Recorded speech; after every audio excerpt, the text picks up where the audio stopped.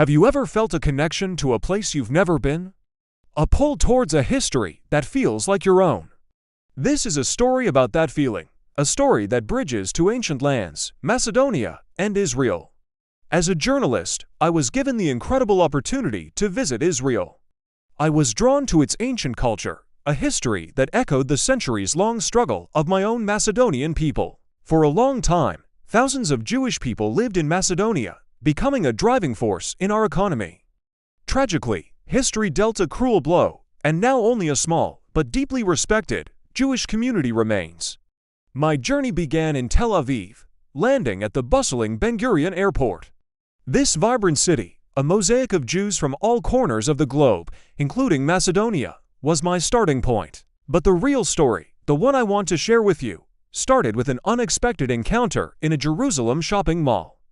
Through a mutual friend, I had arranged to meet a man named Aaron, a fellow native of Bitola, my hometown. We'd never met, so we just stood there, staring, until a small, knowing smile broke the silence. In the next moment, we were embracing like long-lost brothers. The conversation flowed instantly. We talked about Bitola, our friends, the old synagogue in Skopje, everything that connected our two worlds. From that moment on, Aaron and his wonderful wife, Marian, became my guides. My stay in Israel transformed from a simple tour into a deeply personal journey. They showed me their home, their lives, and through them, the true heart of their country. Aaron was a successful businessman, and Marian was a respected hospital ward manager. During the day, while they were at work, I spent my time with their son, David. We spoke English, as he didn't know Macedonian, but I felt an immediate, familial bond with him. He had a look about him, something that felt Macedonian. He was curious about his parents' homeland, a place he only heard stories about. Bitola, in particular, was like a magnet to him. I told him everything about Macedonia, our God-given climate, our fertile lands, our incredible potential for agriculture. As an agronomist himself, managing a farm near Jericho, his eyes lit up.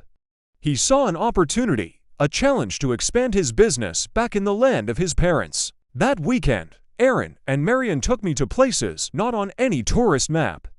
We went to Masada, that desert fortress etched into the soul of Israel. It's where Israeli soldiers take an oath to defend their homeland, a tradition that deeply moved me. It's where Jewish children, at 13, are welcomed into their community. Seeing their profound connection to their land, I couldn't help but compare it to our own. The Israelis have a saying, "Freedom was achieved by blood and is defended by the mind." It's a powerful lesson in patriotism. But the biggest surprise was yet to come. Aaron and Marian shared a secret with me. David, their bright, kind, Macedonian-looking son, was adopted. They had been told they could never have children and had adopted him as an infant in Macedonia. They asked me to keep this to myself, as David didn't know, the time wasn't right. The saying, "blood is thicker than water," suddenly took on a whole new meaning.